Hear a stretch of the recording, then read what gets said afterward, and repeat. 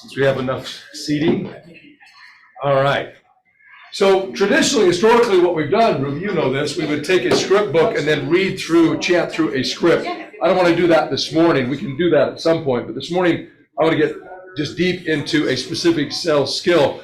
There are 8 cell skills. Anybody know what the 8 cell skills are?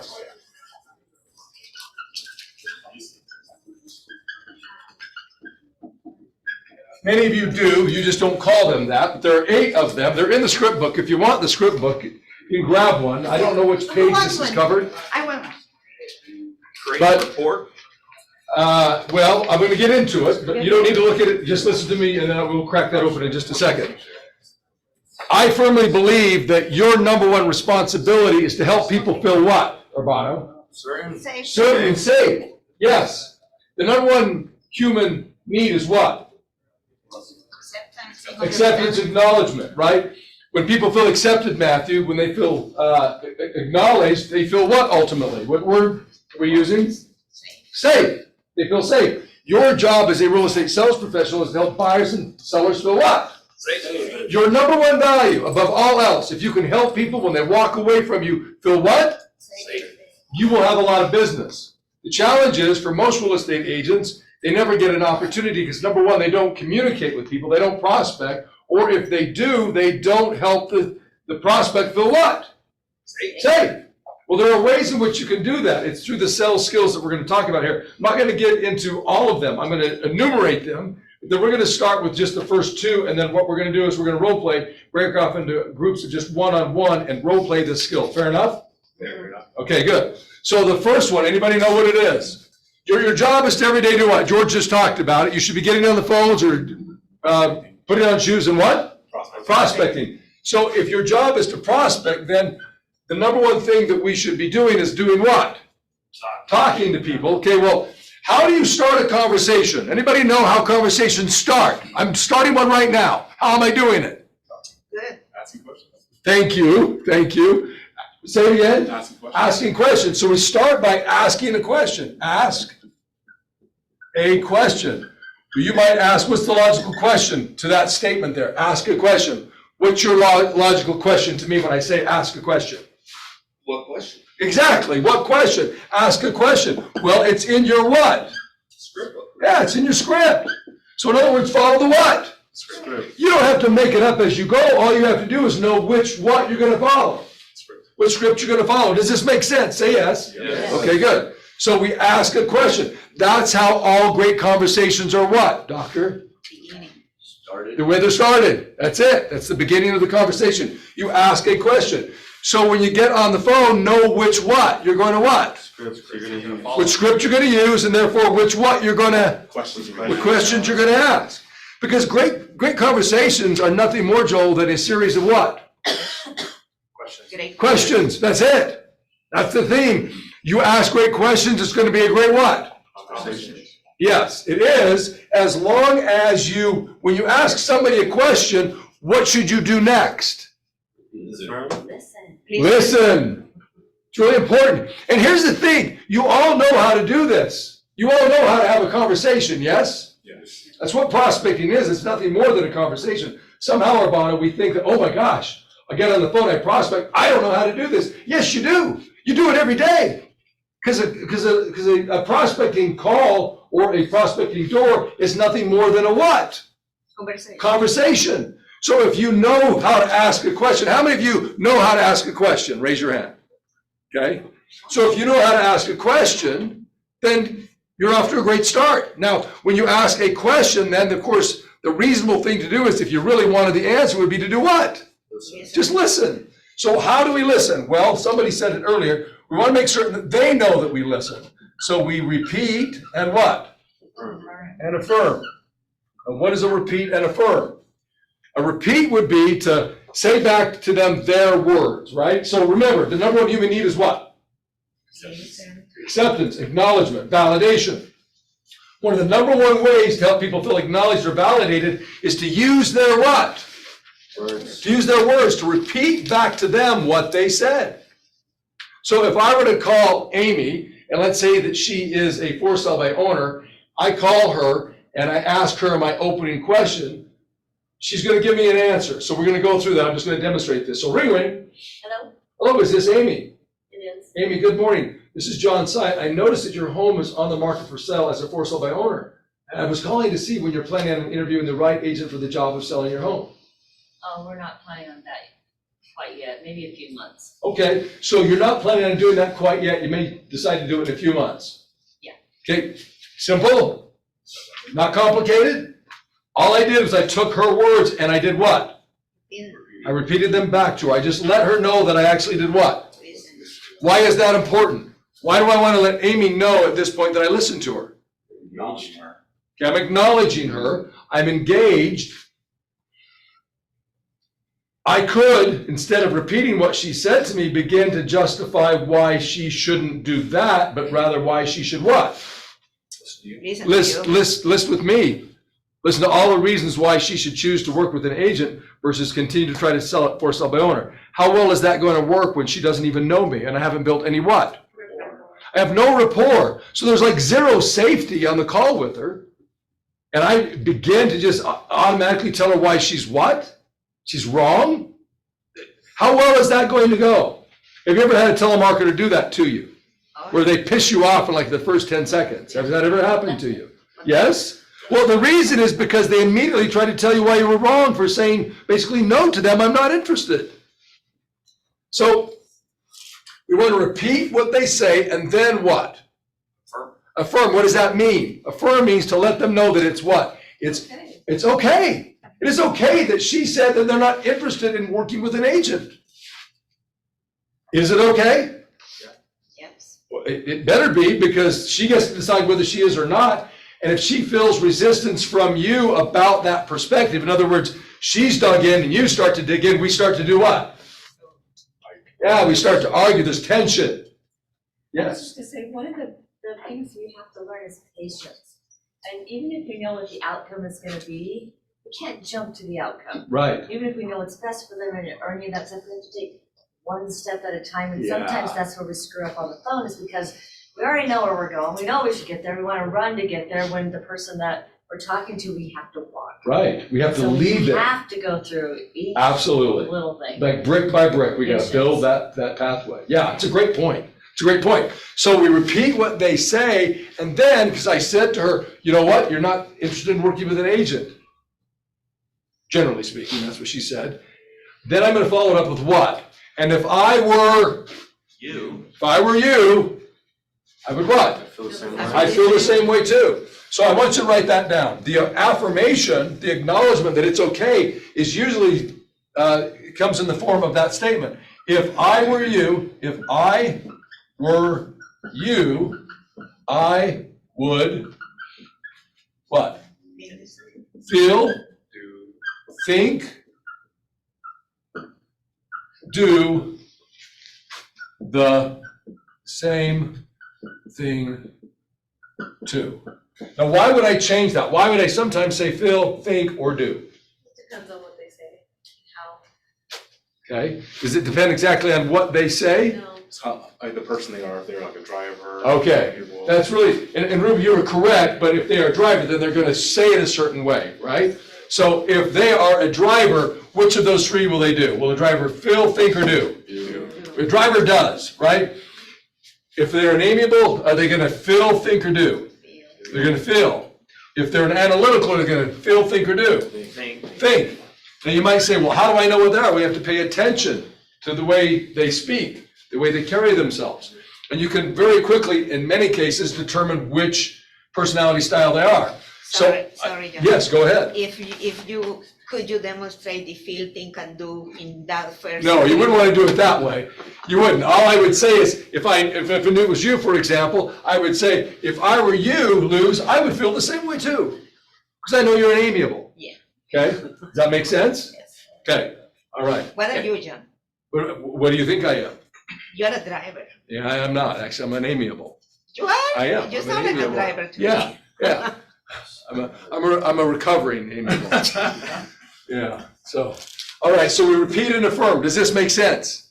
Okay, now the next step, and we're gonna only go to this one right here, and that's what we're gonna role play this morning. It's not complicated. The challenge with that is this. We call police officers and firemen what? We call them first what? Responders. Why do we call them first responders as opposed to first reactors? There's a difference. Because when they get to the scene, they analyze what's happening and decide what to do from there. Okay, do they really decide what to do, or do they already know what to do? It's called muscle what? They practice it over and over and over and over and over and over again, so that when the bell actually goes off, the alarm actually goes off, the call actually comes. They don't think about what they have to do, they actually what? They just do it.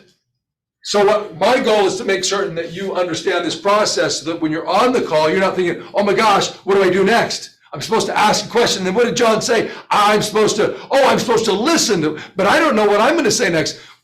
That's a problem, because in that situation, you're doing what?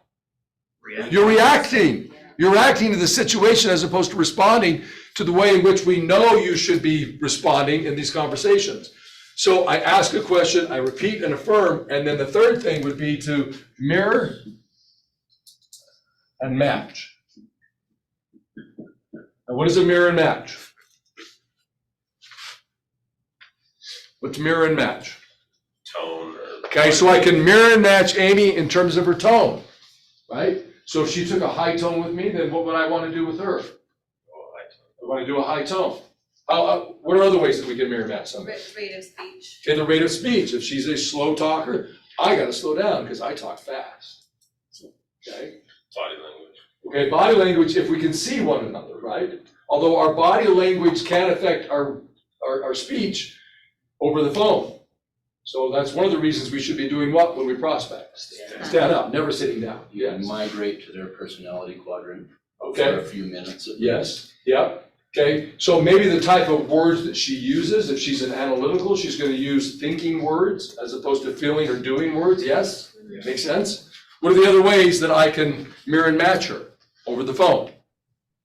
You can match the tone, like some people speak from the basement and other people are on like the main floor, and some people speak like on the second floor, and you can basically match them. Some people speak through their nose, like, I really don't want to talk with the salespeople.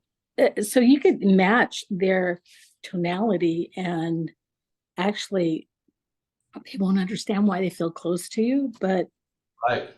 Yeah. So I say that the pitch, for example. Okay. So what about our volume, right? So I have a tendency to speak very loudly. If a little old lady answered the phone, am I going to be loud? When she says, good morning, I'm going to say, good morning. I'm not going to do that. I give her a heart attack, right? So what I'm going to do is I'm going to lower the decibel level. I'm going to slow down, and I'm going to match what she said. If she says, good morning, I'm going to say what back to her? Good morning. In fact, not only am I going to say good morning in the way in which she said it with the pitch and the tone and the decibel level, but I also got to make certain that I actually use her words. If somebody says it's a great day, I'm going to repeat back to them, it's a what? It's a great day. Yeah, it's a great day. Very immediately, what I'm trying to do with this approach, with these first three things, is begin to build some what?